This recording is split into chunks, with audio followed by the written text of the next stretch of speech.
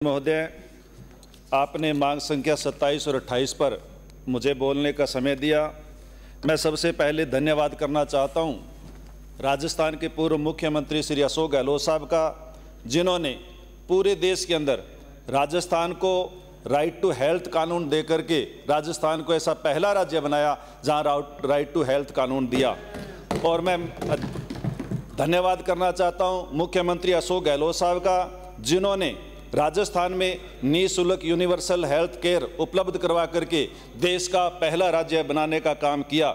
निरोगी राजस्थान का नारा पूरे देश में दे करके, और कोविड के प्रबंधन में कोई भी भूखा नहीं सोएगा, किसी को दवाई की कमी नहीं आने दूंगा, इस तरह का प्रबंध यदि किसी ने किया तो राजस्थान के पूर्व मुख्यमंत्री अशोक गहलोत साहब ने किया। आज विपक्ष सत्ता पक्ष में बैठे नेता आज भले ही कुछ भी कहें, लेकिन मुख्यमंत्री अशोक गहलोत साहब का बहुत बड़ा दिल था। जब विपक्ष के लोगों ने मांग की कि विधायक निधि को बढ़ाया जावे, तो विपक्ष से पूछ करके कि बताओ विधायक की निधि कितनी करें, विपक्ष ने कहा कि 2 करोड़ से बढ़ा करके 5 करोड़ करो। विपक्ष के को कह करके, विपक्ष से पूछ करके और विपक्ष की बात मानते हुए 5 करोड़ करने का विधायक निधि करने का काम किया, तो अशोक गहलोत साहब ने किया। मैं अध्यक्ष सभापति महोदय, आपके माध्यम से कहना चाहता हूं कि सूरतगढ़ एक बहुत बड़ा कस्बा, सामरिक यानी कस्बा है, और सूरतगढ़ के अंदर आज भी सामुदायिक स्वास्थ्य केंद्र है, लेकिन आज वहां उप जिला अस्पताल की आज भी सूरतगढ़ को जरूरत है। उसे करने के लिए मैं मांग करता हूं। मैं इसके साथ साथ ये भी सभापति महोदय कहना चाहता हूं कि सूरतगढ़ सामुदायिक स्वास्थ्य केंद्र का जो भवन है वो जर्जर अवस्था में है, और आज वो परेशानी का सबब बना हुआ है। उसे नया भवन बनाने की आज जरूरत है। सूरतगढ़ CSCA के अंदर सोनोग्राफी की मशीन है, लेकिन वहाँ डॉक्टर नहीं है। सूरतगढ़ विधानसभा क्षेत्र के अंदर बहुत सी PSC जैसे डाबा, ठुकराना, देईदासपुरा, बीरवाना जो PSC है, उनको CSC करने की मांग भी मैं आपके माध्यम से करना चाहता हूं, क्योंकि सूरतगढ़ जो कस्बा है वो उससे श्री गंगानगर जिला हेडक्वार्टर 70 किलोमीटर दूर है, बीकानेर जिला हेडक्वार्टर 170 किलोमीटर दूर है, और हनुमानगढ़ जिला हेडक्वार्टर भी 70 किलोमीटर दूर है। इसलिए सारी की सारी बातें वहाँ, ये सारे के सारे काम होना वहाँ अति आवश्यक है। इसके साथ साथ सूरतगढ़ के अंदर राजकीय नर्सिंग कॉलेज खोलने की मांग भी मैं आपके माध्यम से करना चाहता हूँ।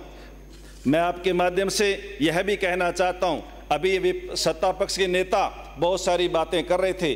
बाबा साहब अम्बेडकर ने कहा है कि किसी भी देश का संविधान चाहे कितना भी अच्छा क्यों ना हो, उसे लागू करने वाले लोगों की नीयत यदि साफ नहीं है तो वो बुरे से बुरा संविधान साबित हो सकता है। आपके मंत्री महोदय यानी जितने भी सवालों के जवाब आते हैं, उन सारे के सारे सवालों के जवाब में यही कह पाते हैं कि पिछली सरकार ने ये नहीं किया, पैसा पूरा नहीं लगा पाए और काम योजना पूरी नहीं हो पाई। मैं कहना चाहता हूं कि आम बजट मार्च के अंदर आम बजट की घोषणा होती है, और 1 अप्रैल से आम बजट है वो को लागू होता है, और अक्टूबर के अंदर पिछले 2023 में आचार संहिता लग गई। उसके बाद सरकार नई बनने के बाद दिसंबर, जनवरी, फरवरी, मार्च 4 महीने का बजट तो सत्ता पक्ष के लोगों को लगाना था, लेकिन वो अपनी यानी जिम्मेदारी से बचने का काम आज कर रहे हैं। पिछले 4 महीने के अंदर आपने क्या किया है? नए जिलों के गठन की बात आई तो आप कहते हैं कि रिव्यू कमेटी बना दी। Mahatma Gandhi English medium school की बात आई, आपने कहा कि रिव्यू कमेटी बना दी।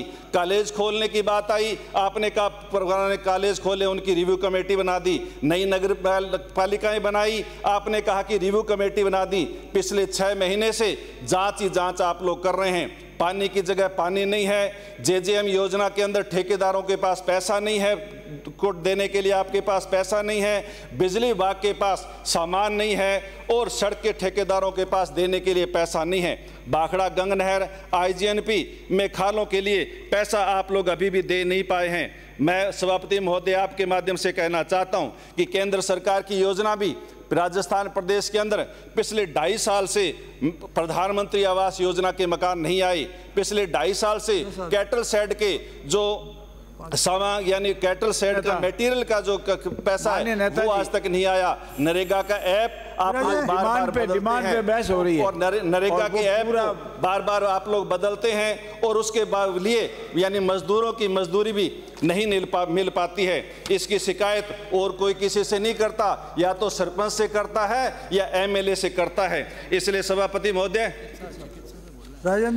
इसलिए सभापति महोदय चिकित्सा के अंदर भी मैं आपसे कहना चाहता हूं कि राजस्थान के अंदर सारी की सारी जो योजनाएं शुरू करने का काम किया वो अशोक गहलोत साहब ने किया। यदि राजस्थान में फ्री दवाइयों की शुरुआत किसी ने की तो अशोक गहलोत साहब ने की, फ्री जांचों की शुरुआत किसी ने की तो अशोक गहलोत साहब। पर मेरे को